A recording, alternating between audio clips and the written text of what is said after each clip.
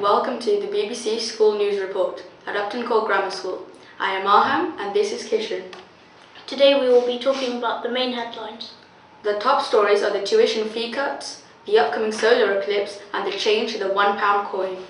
I will now pass on to our correspondent Ali, who will talk into greater detail about the fee cuts for university. I'm Ali from Upton Court Grammar School, reporting from BBC School Report. Labour promises to cut down university tuition fees from £9,000 to £6,000 per year, starting from the beginning of autumn 2016. 1. The Labour Party have stated that they will pay the fee cut from £9,000 to £6,000. By doing so, they will reduce the tax relief on pensions from people who receive more than £150,000 per year. We now go to Iman, our BBC school correspondent, who has interviewed an expert in politics. I'm reporting from Upton Court Grammar School and I'm here with Mr Samuels, teacher of politics. How do you think the UK will benefit from tuition fees decreasing? I think that's a good question. Obviously it might benefit people who might otherwise not be able to afford to go to university, though interestingly the universities have said they're worried that they won't have enough money to run the courses to the same standards they are at the moment, so there's some benefits and it sounds like there might be some risks as well.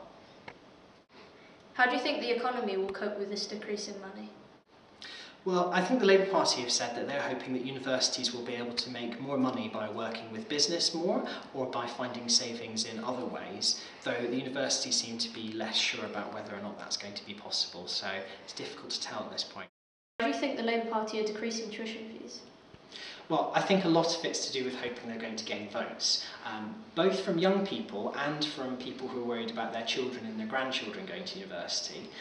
That said, young people don't tend to vote as much as older people do, which is why pensioners get a lot of goodies and young people often don't get things like this. So I think the message is, yes, they're doing it for votes, and hopefully young people will go out and vote and make it clear that this is something that matters to them. Thank you for your time.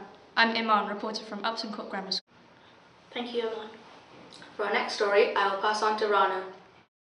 Tomorrow, Friday 20th March, will mark the first solar eclipse since 1999. It will be until 2090 until the next total solar eclipse is seen in the UK. A solar eclipse is when the moon moves in front of directly between the sun and the earth. What makes this event highly unusual is that the earth, sun and moon align. This event was once thought to be the mark of the end of the world. To watch a solar eclipse, you must have special specs that are specially made to filter harmful radiation and ultraviolet light. These glasses are relatively cheap and available online. Some glasses cannot be used to view this event because they do not block harmful infrared radiation from the sun. Alternatively, a pinhole projector can be used, as suggested by Professor Edward Bloomer, an astronomer at the Royal Observatory Centre in Greenwich. To make a pinhole projector, make a small hole in a piece of card, using a compass or a sharp object. Standing with your back to the sun, position a second piece of white card behind the one with the pinhole so that the solar eclipse image is projected onto it. Taking a selfie is not recommended whilst the solar eclipse occurs, because even glancing at the sun briefly while focusing a shot could lead to burning at the back of the eye and can even cause blindness. It's quite cloudy here in Slough, so if the eclipse was to happen here today, you wouldn't be able to watch it. This has been Bakiran and Rana reporting the BBC News from Upton. Thank you, Rana and Bakiran. Our next correspondent, Subham, will be talking about the changes to the £1 coin. You wouldn't think a teenager would be able to change the country's economy. However, David Pearce, a 15-year-old from Warsaw, has done so. He won a competition to design the £1 coin. This is the first time in 30 years that the coin has been changed. This is due to the fear of counterfeit. Some are positive towards this change. However, some think that it's a negative because of the change that we're going to have to do to parking machine and vending machines. Miss Simmons, an expert in economics, has her own opinion on the change. So what is your opinion on the coin, Mark? Well, I think the design itself is extremely innovative, and to be designed by a teenager is fantastic. I love the fact that there has been a lot of research gone into it so that there's an emblem from every country in our union. That I think is excellent. especially given we almost lost Scotland recently from the Union. I think it's a great way forward and it will show unity for the United Kingdom.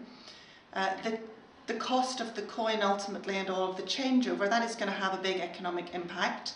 So that would concern me. However, I think in the long run, given that the new coin is going to be much harder to copy and to counterfeit, I think ultimately it's a cost worth paying.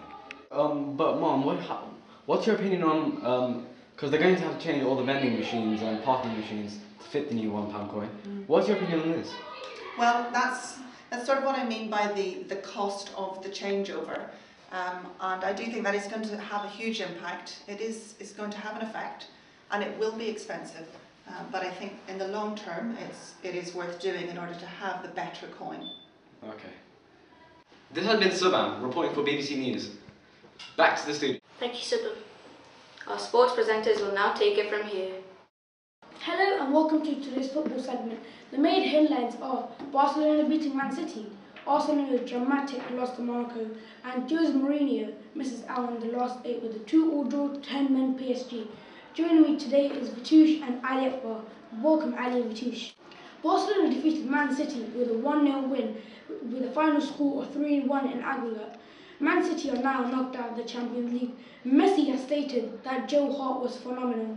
This definitely shows that Joe Hart had a brilliant game even though he conceded a goal. Aguero missed a penalty against Ter Stegen, as well as Messi missing a penalty in the first leg against Joe Hart. Arsenal faced great depression after losing to Monaco FC. They lost 3-1 in the first leg but won 2-0 in the second leg, which put them equal, but Arsenal lost on away goals. On the other hand, another major English team, Chelsea, crashed out of the Champions League as they lost 3-3 on aggregate. Chelsea failed to capitalise on Ibrahimovic's red card. Now over to Ali Akbar with the match analysis for all three teams. So it started Barcelona Man City yesterday. Barcelona won 1-0, winning 3-1 on aggregate over the 2 legs. They had 58% of the possession at home, which is not a lot, and Man City had 42%. Both teams, Barcelona did half the amount of fouls in Man City and got 4 less yellow cards, although Man City did get 4 in the first half.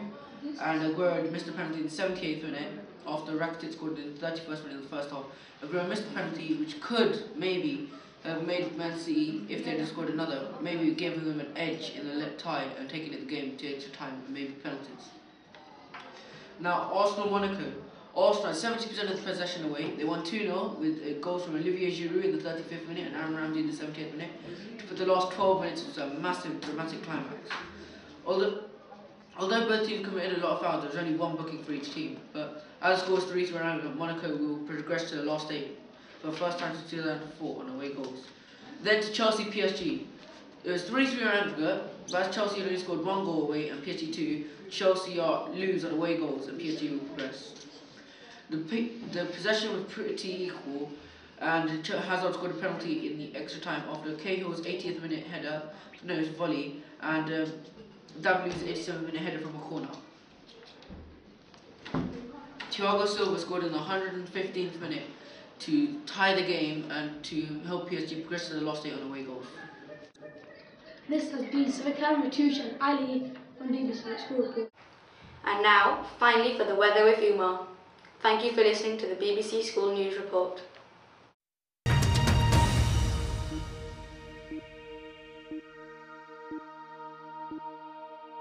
day has started with misty and murky conditions. Throughout the day, it has cleared up a bit to reveal rays of sunshine. However, cloudy conditions are likely in central, eastern and southeastern England, with isolated showers possible in the southeast. There may also be some rain in northwest parts of Scotland. Looking ahead to Friday, we start with clouds and breaks in central England and Wales. Sunny spells developing in southern parts, but clouds and rain in the northwest are likely to continue to spread south. A gloomy start to the day, but when the clouds break, there will be some nice rays of sunshine.